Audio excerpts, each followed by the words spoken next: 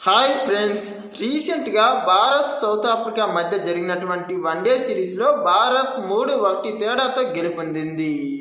Test సిరీస్ను 2-0తో కోల్పోయి చాలా తీవ్రమైన విమర్శలు ఎదుర్కొంటున్న సమయంలో ఇలా వన్డే సిరీస్ను అద్భుతంగా గెలవడం నిజంగా చాలా గొప్ప అంశం. మరి ఈ వన్డే సిరీస్ విజయంలో భారత్ నుండి కీలక పాత్ర వహించినటువంటి టాప్ 5 ఆటగాళ్లను ఈ వీడియోలో తెలుసుకుందాం. Let's begin our episode. Bharat series గెలుపొందడంలో తోడ్పడిన మొదటి ఆటగాడు విరాట్ కోహ్లీ. నిజానికి ఈ సిరీస్ మొత్తం మీద అత్యంత విజయవంతమైన ఆటగాడు విరాట్ కోహ్లీనే. ఏకంగా ఈ సిరీస్లో 3 వన్డే మ్యాచ్ల్లోనే ఏకంగా 302 పరుగులు చేశాడు. ప్రధానంగా దీనిలో 2 సెంచరీలతో పాటు చివరి వన్డేలో అయితే ధనాధన్ టీ20 లాంటి బ్యాటింగ్తో ఏకంగా 65 పరుగులు సాధించాడు. అందువల్లే ఇతడు మ్యాన్ ఆఫ్ ది సిరీస్గా కూడా నిలిచాడు. ప్రధానంగా టెస్ట్ సిరీస్లో ఇతడు లేకపోవడం వల్లే భారత్ ఓడిపోయిందన్న విమర్శలు కూడా ఉన్నాయి. అంతేకాకుండా ఈ మధ్య కాలంలో 37 సంవత్సరాల వయసుకు వచ్చిన విరాట్ కోహ్లీ అంతగా ఫామ్లో లేడన్న విమర్శలు ఉన్న నేటి నేపథ్యంలో ఇప్పుడు ఇతడు ఇంత వయసులో కూడా ఇంత గొప్ప బ్యాటింగ్ ఆడడం నిజంగా చాలా గొప్ప అంశమే. ప్రధానంగా ఇదే సిరీస్లో ఇదే పిచ్లో మిగతా బ్యాట్స్మెన్లంతా తడబడి 1 లేదా 2 మ్యాచ్ల్లో ఆడితే విరాట్ కోహ్లీ మాత్రం ఏకంగా 3 వన్డే మ్యాచ్ల్లోనూ అద్భుతమైన ప్రదర్శన చేశాడు. ప్రధానంగా ఇక్కడ మనకు సౌత్ ఆఫ్రికాకు మొదటగా వ్యత్యాసం విరాట్ కోహ్లీ బ్యాటింగేనని చాలామంది క్రికెట్ విశ్లేషకుల అంచనా కూడా. ప్రధానంగా ఈ సిరీస్ ప్రారంభం కాకముందు విరాట్ కోహ్లీ ఏజ్ ఎక్కువైందని, అతడు 2027 వన్డే వరల్డ్ కప్ వరకు ఆడడం చాలా కష్టమని కూడా అందరూ భావించారు. అంతేకాకుండా ఈ సిరీస్లో కనుక విఫలమైతే ఇతడి యొక్క స్థానం కాస్త ప్రశ్నార్థకంగా మారేది అన్న ప్రశ్నలు కూడా అప్పట్లో లేవనెత్తాయి. మరి అలాంటి సమయంలో ఇంత గొప్ప బ్యాటింగ్ ఆడి ఖచ్చితంగా అతడు 2027 వన్డే వరల్డ్ కప్ వరకు టీంలో ఉండాల్సిందేనని తన బ్యాటింగ్ ద్వారానే నిరూపించుకున్నాడు. ఇక రెండవ ఆటగాడు కుల్దీప్ యాదవ్. ప్రధానంగా ఈ సిరీస్లో బుమ్రా లేని లోటును భర్తీ చేసింది కుల్దీప్ యాదవ్ అనే చెప్పాలి. ప్రధానంగా ఇతడు తొలి వన్డేలో 4 వికెట్లు మరియు 3వ వన్డేలో 4 వికెట్లతో అద్భుతమైన ప్రదర్శనతో పాటు 2వ వన్డేలో కూడా 1 వికెట్ తీసి ఈ సిరీస్ మొత్తం మీద అత్యధిక వికెట్లు సాధించిన బౌలర్గా టోర్నీలో టాపర్గా నిలిచాడు. ప్రధానంగా భారత్ బౌలింగ్ ఈ సిరీస్లో ఫెయిల్ అయినప్పటికీ కుల్దీప్ యాదవ్ బౌలింగ్ మాత్రం అద్భుతంగానే ఉందని చెప్పాలి. ప్రధానంగా మనకు సౌత్ ఆఫ్రికాకు ప్రధాన వ్యత్యాసం బ్యాటింగ్లో విరాట్ కోహ్లీ అయితే బౌలింగ్లో కుల్దీప్ యాదవే అని చాలామంది క్రికెట్ విశ్లేషకుల అంచనా.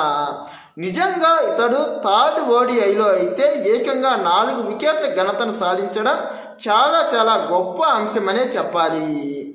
ప్రధానంగా ఈ సిరీస్లో మిగతా బౌలర్లంతా మూకుమ్మడిగా విఫలమయ్యి చాలా విమర్శలు ఎదుర్కొన్నప్పటికీ కుల్దీప్ యాదవ్ మాత్రం గొప్ప ప్రశంసలే అందుకున్నాడు.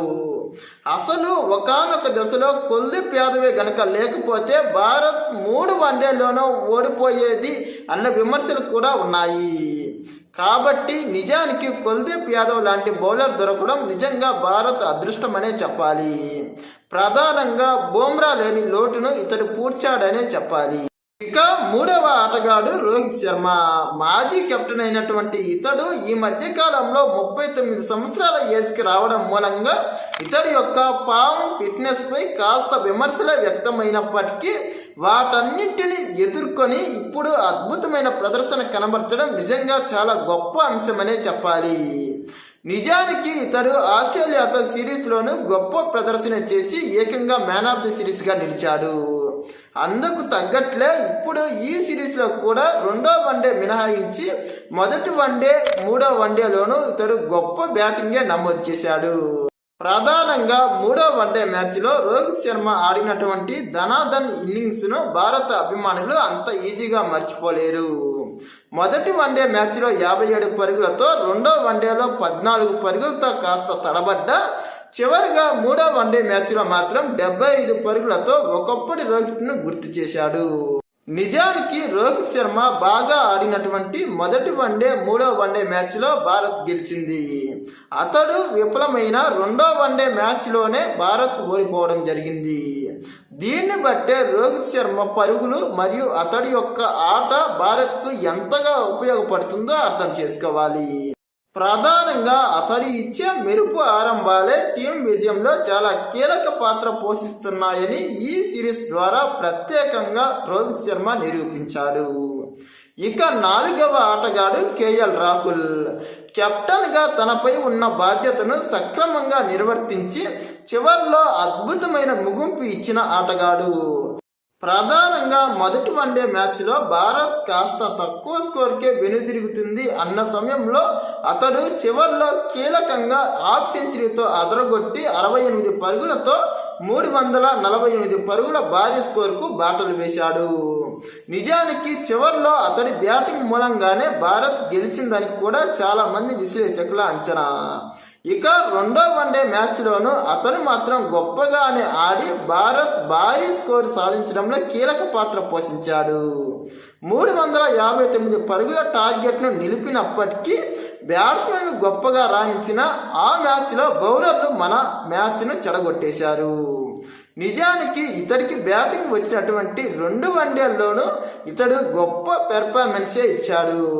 అంతేకాకుండా అద్భుతమైన కెప్టెన్సీతో భారత్కు మెరుపురాని విజయాన్ని అందించాడనే చెప్పాలి. టెస్టుల్లో ఓడి చాలా విమర్శలు ఎదుర్కొంటున్న టీమిండియాను ఇలా వన్డే సిరీస్లో తన అద్భుతమైన కెప్టెన్సీతో విజయాలను రాబట్టడంలో చాలా కీలక పాత్ర పోషించాడు. ప్రధానంగా ఇతడి సారథ్యంలోనే భారత్ మొట్టమొదటిసారిగా 20 వన్డేల తర్వాత టాస్ గెలిచింది. ఇక 5వ ఆటగాడు రవీంద్ర జడేజా. ప్రధానంగా సీనియర్ ఆటగాడిగా ఉన్నటువంటి ఇతడు తొలి 2 వన్డే మ్యాచ్ల్లో చివర్లో భారీ ధనాధన్ ఇన్నింగ్స్ ఆడడంలో చాలా కీలక పాత్ర పోషించాడు. ఇతడు చివర్లో చేసింది కాస్త తక్కువ పరుగులే అయినప్పటికీ అవే భారత్ యొక్క గెలుపులో చాలా కీలకమైన పాత్రను పోషించాయనే చెప్పాలి. అంతేకాకుండా బౌలింగ్లోనూ ఇతడు కాస్త మంచి ప్రదర్శన చేశాడు. ఇక ఈ 5 మంది ఆటగాళ్ళు 5 వన్డే మ్యాచ్ల్లోనూ కాస్త స్థిరమైన ఆటనే ఆడినప్పటికీ మిగతా వాళ్ళు ఒక మ్యాచ్ బాగా ఆడి మిగతా మ్యాచ్ల్లో తడబడి కాస్త విమర్శలు ఎదుర్కొన్నారనే చెప్పాలి. వీళ్ళలో ప్రధానంగా హర్షిత్ రాణా తొలి వన్డే మ్యాచ్లో అద్భుతమైన బౌలింగ్ నమోదు చేసినప్పటికీ 2-3 వన్డేల్లో మాత్రం తేలిపోయాడు. అలాగే ప్రసిద్ధ్ కృష్ణ 3వ వన్డేలో అద్భుతమైన బౌలింగ్ నమోదు చేసిన తొలి 2 వన్డేల్లో మాత్రం తడబడ్డాడనే చెప్పాలి. టోటల్ మీద టీం మాత్రం బాగానే ఉన్నప్పటికీ అందరూ సమిష్టిగా ఒకేసారి ప్రదర్శన ఇవ్వలేకపోయారు. ప్రధానంగా 3వ వన్డేలో మాత్రమే సమిష్టి ప్రదర్శన టీమిండియాకు గెలుపుకు కారణమైంది. ప్రధానంగా ఈ సిరీస్లో గనక మనం గమనిస్తే ఎక్కువగా సీనియర్ ఆటగాళ్లే గొప్ప ప్రదర్శన చేశారు. యశస్వి జైస్వాల్, రుతురాజ్ గైక్వాడ్లు కేవలం ఒక్క మ్యాచ్లో మాత్రమే విధ్వంసకరంగా ఆడగలిగారు. అలాగే మిగతా ఆటగాళ్ల నుంచి కూడా కాస్త 1-2 మ్యాచ్ల్లోనే గొప్ప ప్రదర్శన నమోదైనప్పటికీ చాలామంది యువ ఆటగాళ్లు మరియు బౌలర్లు సమిష్టిగా అన్ని మ్యాచ్ల్లో వాళ్ళ యొక్క కీలక ప్రదర్శన ఇవ్వలేకపోయారు.